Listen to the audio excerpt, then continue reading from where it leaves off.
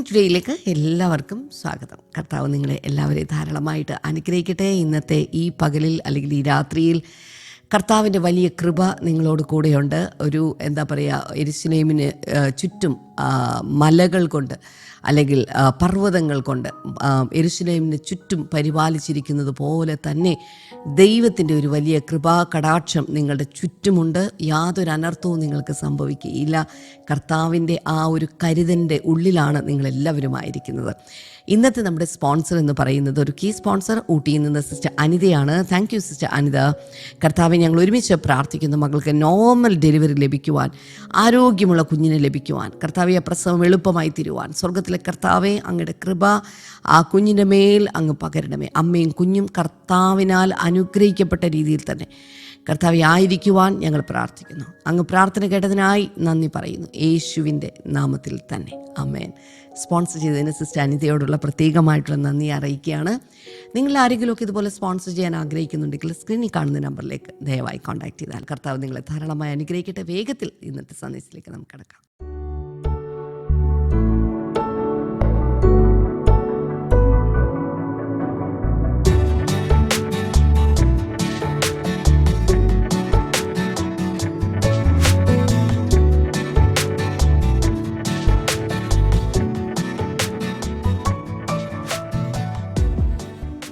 Welcome back. Philippi ലേഖന പഠനം നമ്മൾ തുടരുകയാണ്. ഈ ആഴ്ചയിൽ ഫിനിഷ് ചെയ്യും. 2 ദിവസത്തെ നമ്മൾ കേട്ടു. 3-ാമത്തെ ദിവസമാണ് ഈ ആഴ്ചയിൽ. ഇന്ന് നമ്മൾ വായിക്കാൻ പോകുന്നത് 6-7 വചനങ്ങളാണ്. ഒന്നിനെക്കുറിച്ചും വിചാരപ്പെടരുത്, എല്ലാറ്റിലും പ്രാർത്ഥനയാലും അപേക്ഷയാലും നിങ്ങളുടെ ആവശ്യങ്ങൾ സ്തോത്രത്തോടുകൂടെ ദൈവത്തോട് അറിയിക്കുക അത്രേ വേണ്ടത്. എന്നാൽ സകല ബുദ്ധിയും കവിയുന്ന ദൈവസമാധാനം നിങ്ങളുടെ ഹൃദയങ്ങളെയും നിലവുകളെയും ക്രിസ്തുവേശുവിങ്കൽ കാക്കും. അമേസിങ്. ഈ ഒരു വചനം പറ്റുവാണെങ്കിൽ എല്ലാവരും കോപ്പി ചെയ്ത് കമൻറ്റ് സെക്ഷനിൽ ഇടുക.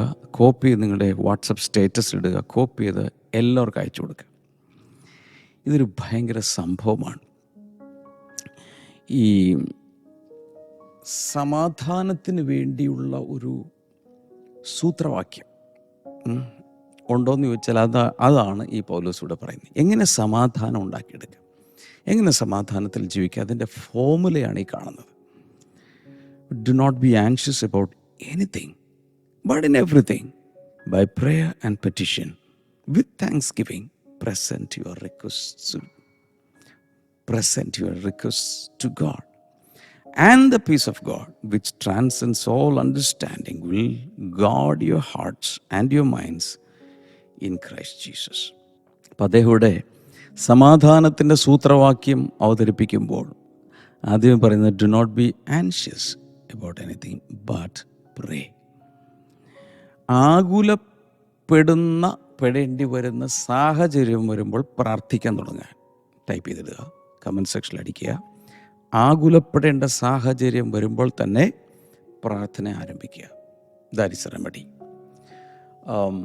ജോർജ് മ്യുള്ളർ എന്നൊരു ദേവദാസിനെ കുറിച്ച് നിങ്ങൾ കേട്ട് കാണും. ജോർജ് മ്യുള്ളർ എന്ന ഈ ദേവദാസൻ ഇംഗ്ലണ്ടിൽ അദ്ദേഹം ആയിരക്കണക്കിന് ഓർഫൻസിനെ, അനാഥകളെ ഇംഗ്ലണ്ടിൽ ദത്തെടുത്ത് അല്ലെങ്കിൽ തൻ്റെ സ്ഥാപനത്തിലേക്ക് കൊണ്ടുവന്ന് അവർക്ക് എല്ലാ നേരവും ഭക്ഷണം കൊടുത്ത് അവരെ പഠിപ്പിച്ച് മിടുക്കന്മാരാക്കുന്ന ഒരു സ്ഥാപനമാണ് അദ്ദേഹം നടത്തിക്കൊണ്ടിരുന്നത്. അദ്ദേഹത്തിൻ്റെ ഒരു പ്രത്യേകത ഉള്ളത്, അത് ഒരിക്കലും ആരോടും പൈസ ചോദിക്കില്ല. ഓക്കെ, അദ്ദേഹം പ്രാർത്ഥിക്കും. അങ്ങനത്തെ ഒരു രീതിയാണ് അദ്ദേഹം. പല രീതിയിലും ദൈവം ആളുകൾ ഉപയോഗിക്കാറുണ്ട്. മദർ ടെരേസ ചെന്ന് പൈസ ചോദിക്കുമായിരുന്നു, George Muller ചോദിക്കില്ലായിരുന്നു.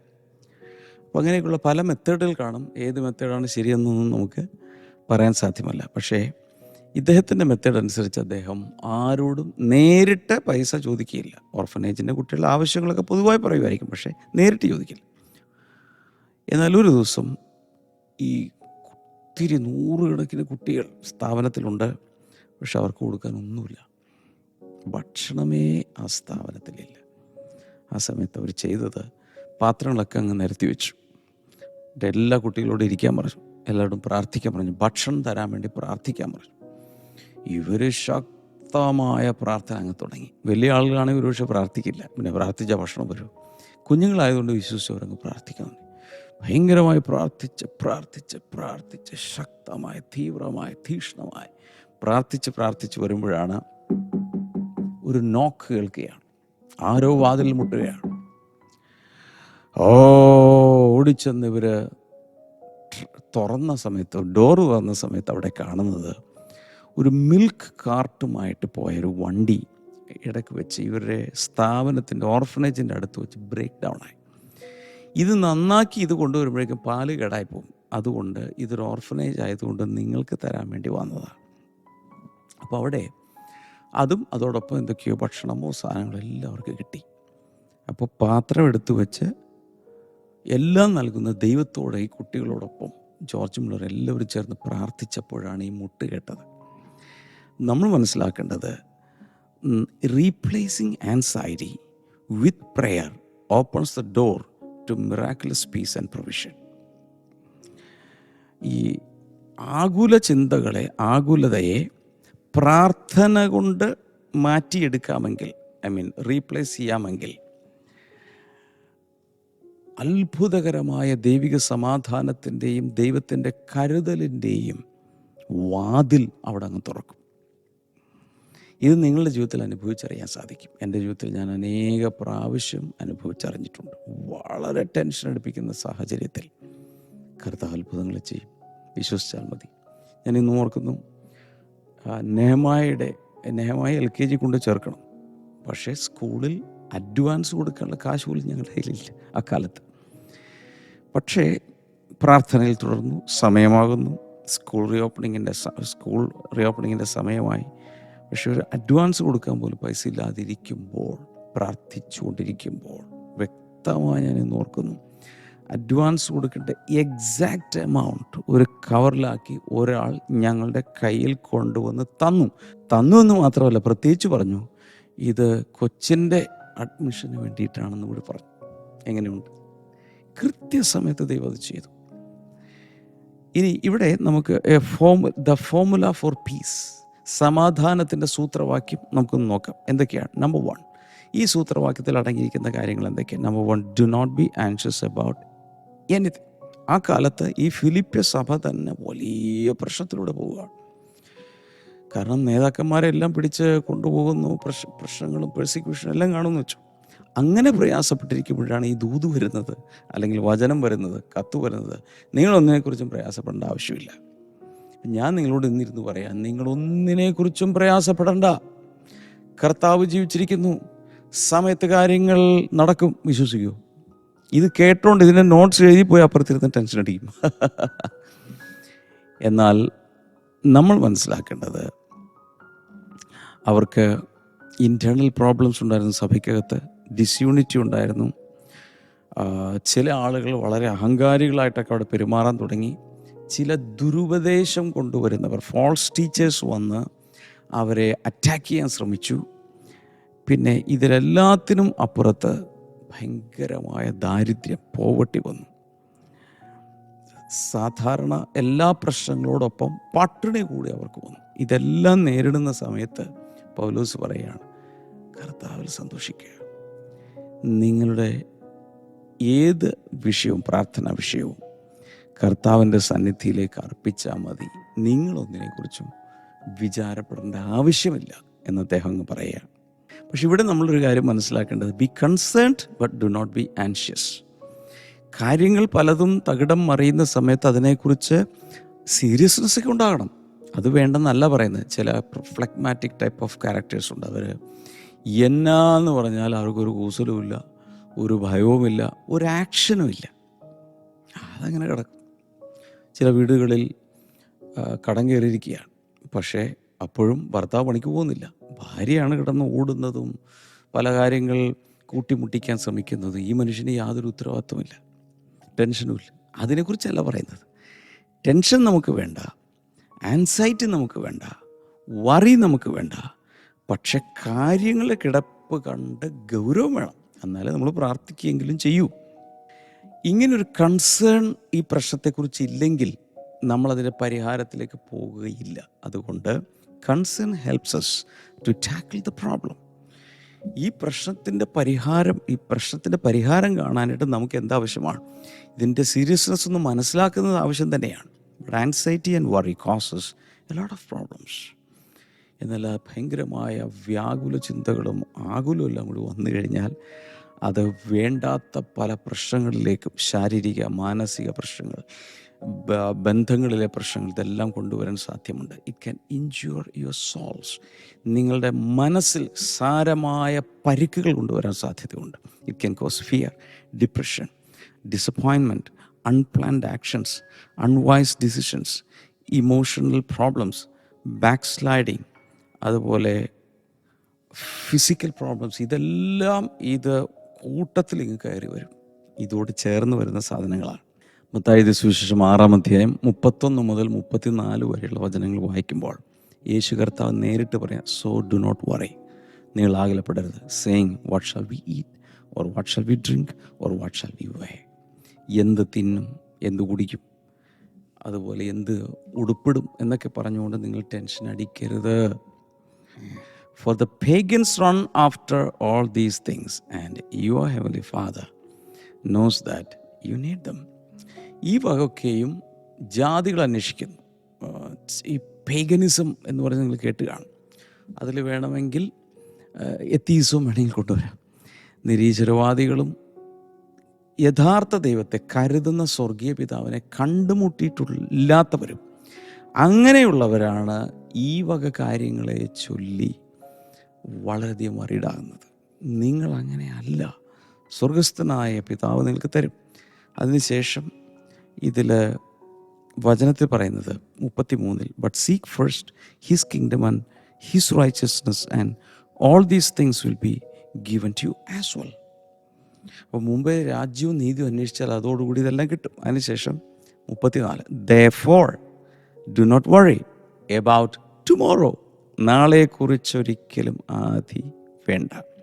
for tomorrow will worry about itself. നാളെക്കായി അത് തന്നെ tension അടിച്ചോളും. each day has enough trouble of its own. ഓരോന്നിനും അതതിൻ്റെ ദിവസത്തെ പ്രശ്നങ്ങളുണ്ട്. അത് നിങ്ങൾ മൈൻഡ് ചെയ്യുക പോലും വേണ്ട. നിങ്ങൾ എൻ്റെ കുഞ്ഞുങ്ങളായിട്ട് മുന്നിലേക്ക് എന്നിൽ വിശ്വസിച്ച്, പിതാവിൽ വിശ്വസിച്ച് മുന്നിലേക്ക് പോകുക. ലൂക്കസിൻ്റെ സുവിശേഷം 10:41-42 ഇങ്ങനെയാണ്. Martha, Martha, the Lord answered, you are worried and upset about many things, but few things are needed, or indeed only one. Mary has chosen what is better, but it will not be taken away from her. മാർത്തയോട് കർത്താവ് പറയുന്നൊരു ഭാഗമാണല്ലോ. Martha, Martha, കർത്താവ് പറയുകയാണ്, നീ പലതിനെ ചൊല്ലി വിചാരപ്പെട്ട് മനം കലങ്ങിപ്പോയി. എന്നാൽ ഒന്നും മതി, ഒരു കാര്യം ചെയ്താൽ മതി. അതെന്താണ്? മറിയ ആ പോർഷൻ, ആ നല്ല അംശം തിരഞ്ഞെടുത്തിരിക്കുന്നു.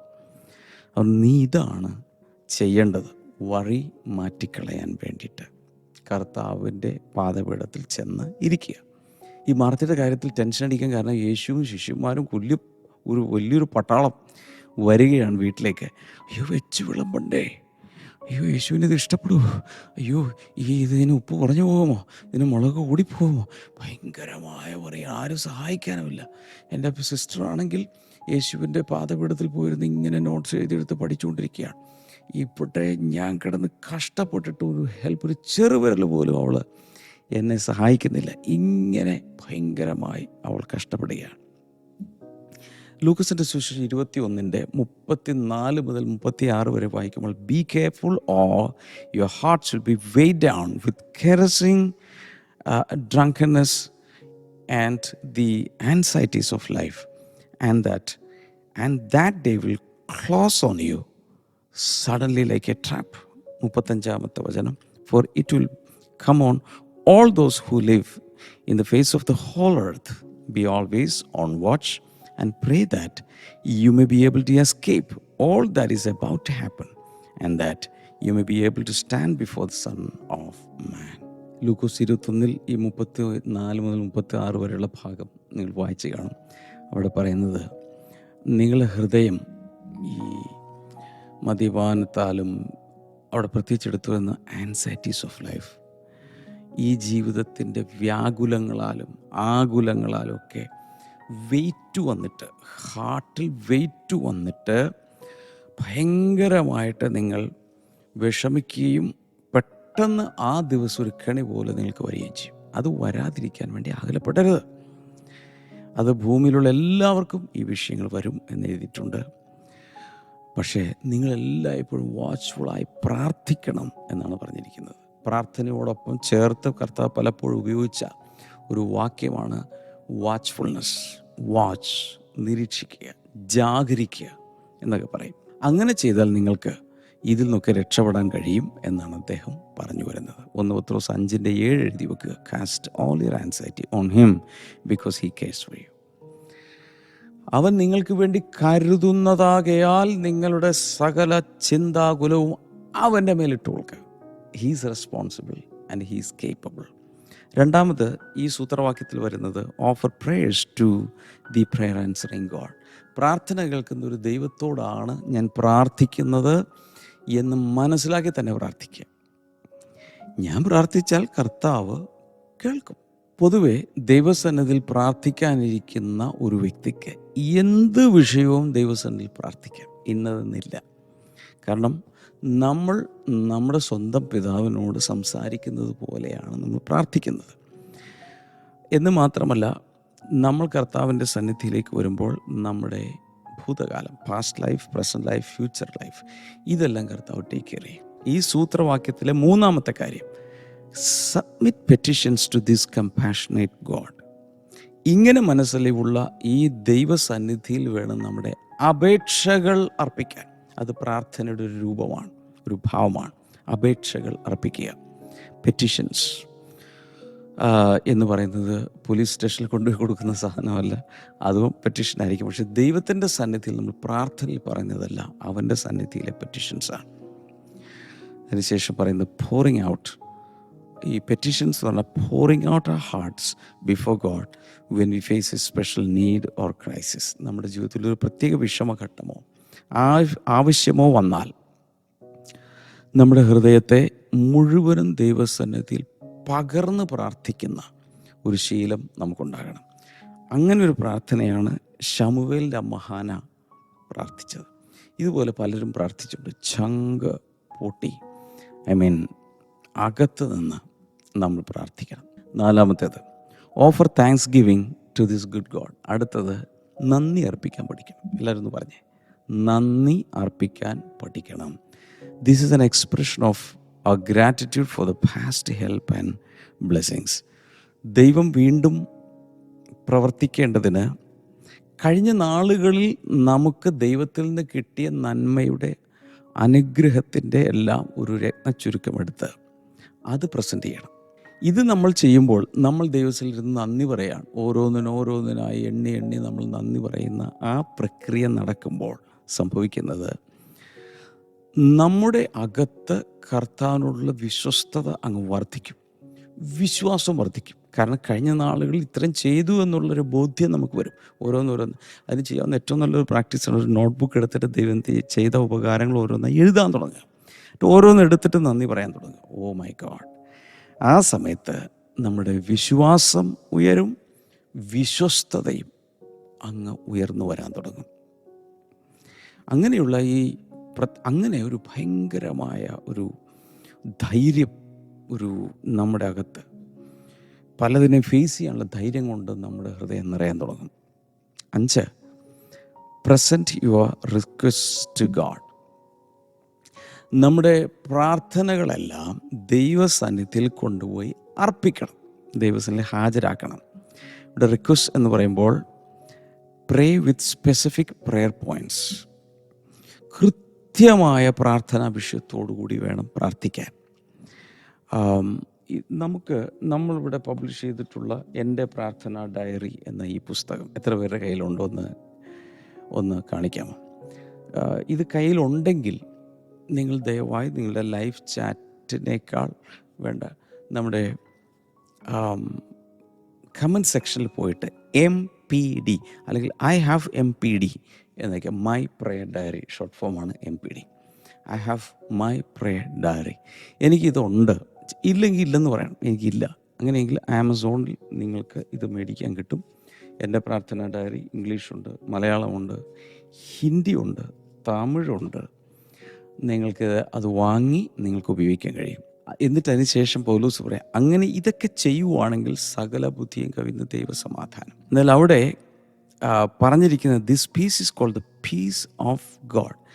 ദൈവത്തിൽ നിന്നുള്ള സമാധാനം എന്നാണ് അവിടെ പറഞ്ഞിരിക്കുന്നത്. അവിടെ പറഞ്ഞിരിക്കുന്നത് ദ പീസ് ഓഫ് ഗോഡ് എന്നാണ്.